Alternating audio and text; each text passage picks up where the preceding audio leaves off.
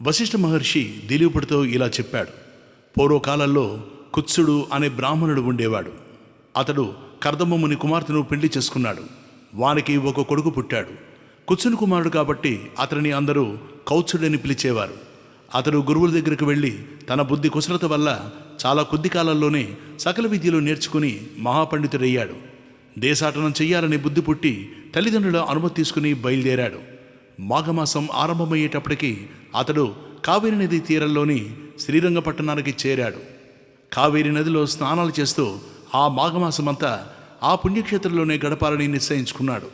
ప్రతిదినము కావేరి నదిలో మాఘ స్నానం చేసి శ్రీరంగనాథుని ఆరాధిస్తూ సమీపంలో ఉన్న అరణ్యంలోని ఒక చెట్టు కింద అక్కడే తపస్సు చేసుకుంటూ ఉండేవాడు. శాంతాకారం భుజగశయనం పద్మనాభం సురేశం. ఆ సమయంలో కొన్ని దుప్పులు వచ్చి కొమ్ములతో అతని ఒంటిని తాకినా అతనికి తపోభంగం అయ్యేది కాదు. అది చూసిన వారు అతనిని మృగశృంగుడిని పిలిచేవారు. అతని తపస్సుకు మెచ్చి శ్రీ లక్ష్మీనారాయణుడు ప్రత్యక్షమయ్యాడు. కౌత్సుడు ఆయనను దర్శించి ఆనందంలో మైమరిచి ఎన్నో శ్లోకాలతో ఆయన్ను స్తుతించాడు.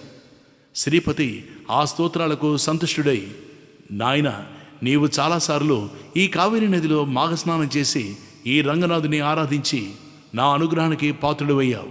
అపారమైన పుణ్య సంపదను ఆర్జించావు. నీకిష్టమైన వరమును కోరుకో అన్నాడు. అప్పుడు కౌత్సుడు, స్వామి, నీ దివ్య దర్శనాన్ని అనుగ్రహించావు. ధన్యుడైనాను. నిన్ను దర్శించిన తర్వాత నాకు ఏ విధమైన కోరికలు కలగడం లేదు. ఎప్పుడు నేను తలచినా నీవు దివ్య మంగళ విగ్రహంతో సాక్షాత్కరించి ఆనందం కలిగించమని కోరాడు. నారాయణుడు అతనికి ఆ వరాన్ని అనుగ్రహించాడు. కౌత్సుడు ఇంటికి తిరిగి వచ్చాడు. తల్లిదండ్రులు అతన్ని చూసి సంతోషించారు. యోగ్యురాలైన ఒక కన్యను చూసి అతనికి పెళ్లి చేయాలని అనుకున్నారు. ఒకనాడు కుమారుని పిలిచి అతనికి తమ అభిప్రాయం చెప్పారు. కౌత్సుడు వివాహానికి తన సుముఖతను వ్యక్తం చేశాడు. భోగాపురం అనే గ్రామంలో సదాశివ శర్మ అనే ఉత్తమ బ్రాహ్మణుడు ఒకడు ఉంటున్నాడు. అతనికి ఒక కుమార్తె ఉంది. ఆమె పేరు సుశీల. ఆమె పేరుకు తగినట్లు మంచి స్వభావము, ప్రవర్తన కలిగిన ఉత్తమురాలు. సదాశివుడు ఆమెను కౌత్సునికిచ్చి వివాహం చేసే ఉద్దేశంతో వచ్చి కౌత్సుని తల్లిదండ్రుని సంప్రదించాడు. కౌత్సుడు ఆ కన్యను చూసి తనకు అనుకూలవతి అని తలిచి పెండ్లాడ్డానికి అంగీకరించాడు. అంతలో ఒకనాడు సుశీల తన ఇద్దరు చిలికత్తెలతో కలిసి నదీ స్నానానికై ఊరికి దూరంగానున్న నదిలోకి వెళ్ళింది. స్నానమైన తర్వాత తిరిగి వస్తుండగా అడవుల నుంచి వచ్చిన ఒక ఏనుగు వారిని తరిమింది. వారు తలొక దిక్కుకు పారిపోయారు. సుశీల స్నేహితురాళ్ళు పరిగెత్తుతూ నేలబారుగా ఉన్న పాడు నూతిలో పడి చనిపోయారు. సుశీల మాత్రం ఎలాగో తప్పించుకుని ఇంటికి చేరింది. సుశీల చిలికత్తెల మరణానికి విచారిస్తూ కూర్చుంది. వారు నా వల్ల చనిపోయారు. వారు బ్రతికితేనే నేను పెళ్లి చేసుకుంటానని పట్టుబట్టింది. ఆ సంగతి తెలుసుకుని కౌత్సుడు, నేను యముని గురించి తపస్సు చేస్తాను, ఆ అమ్మాయిల శరీరాలను తెచ్చి జాగ్రత్త చేయండి అని చెప్పి ఒక నదీ తీరానికి పోయి నదిలో స్నానం చేసి తపస్సు చేయడానికి కూర్చున్నాడు. అమ్మాయిలను తరిమిన ఏనుగు అక్కడికి వచ్చింది. కౌత్సుడిని తీక్షణంగా చూసి తొండంతో ఎత్తి తన మెడ మీద కూర్చోబెట్టుకుంది. కౌత్సుడు తన కమండలంలో ఉన్న నీళ్లు తీసి దాని మీద చల్లాడు. అది వెంటనే ఒక దేవతా స్వరూపుడిగా మారి కౌత్సునికి నమస్కరించి తనకు శాప విమోచన కలిగించినందుకు కృతజ్ఞతలు చెప్పి వెళ్ళిపోయాడు. కౌత్సుడు మళ్ళీ తపస్సులో కూర్చున్నాడు. యముడు ఆయనకు ప్రత్యక్షమై ఏమి వరం కావాలో కోరుకోమన్నాడు. కౌత్సుడు తాను వరించిన వధువు యొక్క చెలికత్తెలను బ్రతికించమని అడిగాడు యముణ్ణి. యముడు అతని దయాస్వభావానికి సంతోషించి అతడు అడిగిన వరం ఇచ్చాడు. సుశీల చెలికత్తెలు నిద్రలోంచి లేచినట్లుగా బతికి వచ్చారు. వారిని చూసి సుశీలతో సహా అందరూ ఆనందించారు. ఆ చెలికత్తెలు తాము చూసిన యములకు విశేషాలు చెప్పారు. జీవులు చేసిన పాపాలను బట్టి శిక్షలు ఉంటాయి. ఘోర పాపాలకు శిక్షలు కూడా ఘోరంగానే ఉంటాయి. అలాంటి వారిని కాలిని ఇనుప స్తంభాలకు కట్టిపడేస్తారు. కొంతమందిని మరుగుతున్న నూనెలో పడేసి వేయిస్తారు. కొంతమందిని తలకిందులుగా వేలాడదీసి కింద మంటలు పెడతారు. కొంతమందికి వాతలు పెడతారు. కొంతమందిని పాములు, తేళ్లు ఉన్న నూతులలో పడేస్తారు అంటూ చెప్పుకొచ్చారు. అవి విన్నవారు భయపడుతుంటే సుశీల వారికి ధైర్యం చెప్పి మాఘమాస వ్రతం చేసే పుణ్యాత్ములకు అసలు నరకం వైపు చూసే పని కూడా ఉండదు, కాబట్టి అందరూ మాఘమాస వ్రతం తప్పకుండా చెయ్యనని చెప్పింది. అది విని కౌత్సుడు సుశీల ధర్మబుద్ధికి మెచ్చుకొని ఆమెను వివాహం చేసుకున్నాడు. గృహస్థ ధర్మాలన్నీ యథావిధిగా నిర్వర్తిస్తూ ఉన్నాడు. కౌత్సద దంపతులకు కొన్నాళ్ళ తర్వాత ఒక కుమారుడు జన్మించాడు. వారు చాలా సంతోషించి జాతక కర్మ జరిపించి మృకండు అని నామకరణం చేశారు. శుక్లపక్ష చంద్రుడిలా పెరుగుతున్న ఆ బాలును చూసి ఆనందించేవారు.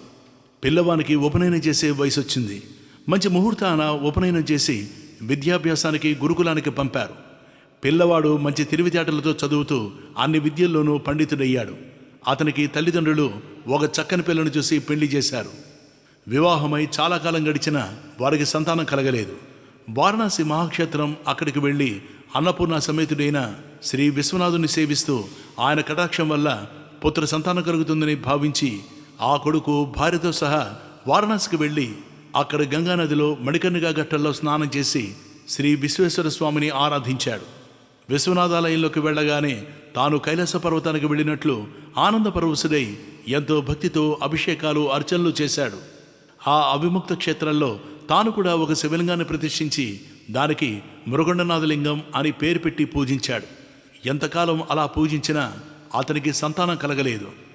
ఇంకా పరమశివుని గురించి తపస్సు చేయాలని నిర్ణయించుకుని ఆ కాశీక్షేత్రంలోనే ఒక ఏకాంత ప్రదేశంలో కూర్చొని ఏకాగ్రమైన మనసుతో తపస్సు చేశాడు. కొంతకాలానికి చంద్రశేఖరుడు ప్రత్యక్షమయ్యాడు. మృకండు అతనికి భక్తితో నమస్కరించి శ్రీరుద్ర మంత్రాలతో స్తుతించి స్వామి, నువ్వు సకల సద్గుణాలు రాసి సౌందర్యవతి పతివ్రత అయిన భార్యను ప్రసాదించావు. ఆమెతో నేను గృహస్థ ధర్మాలను ఆచరిస్తున్నాను. కానీ గృహస్థులకు ఆనందదాయకమైన సంతానాన్ని కూడా అనుగ్రహించి మా గృహస్థాశ్రమానికి పరిపూర్ణత్వం కలిగించు అని శంకరుని ప్రార్థించగా శంకరుడు ప్రత్యక్షమై, మృకండముని, నీ కోరిక నెరవేరుతుంది. అయితే ఒక విషయం చెప్పు.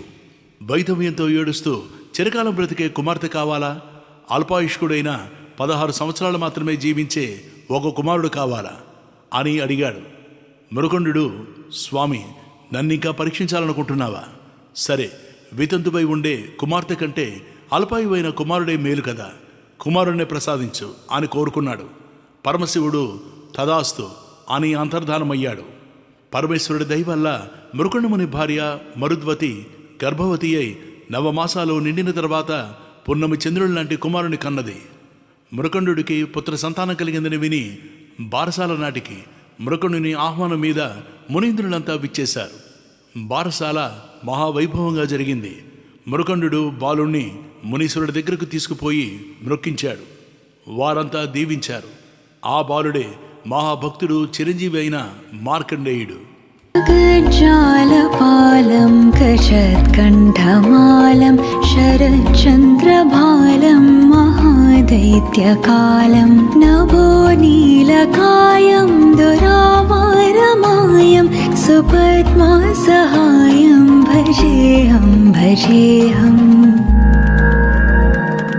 సదాంబోధివాసం గలత్పుష్పహాసం జగత్సన్నివాసం శతాదిత్యభాసం గదాచక్రశస్త్రం లసత్పీతవస్త్రం హసచారువక్త్రం భజేహం రమాకంఠహారం శృతివ్రాతసారం జలాంతర్విహారం ధరాభారహారం చిదానందరూపం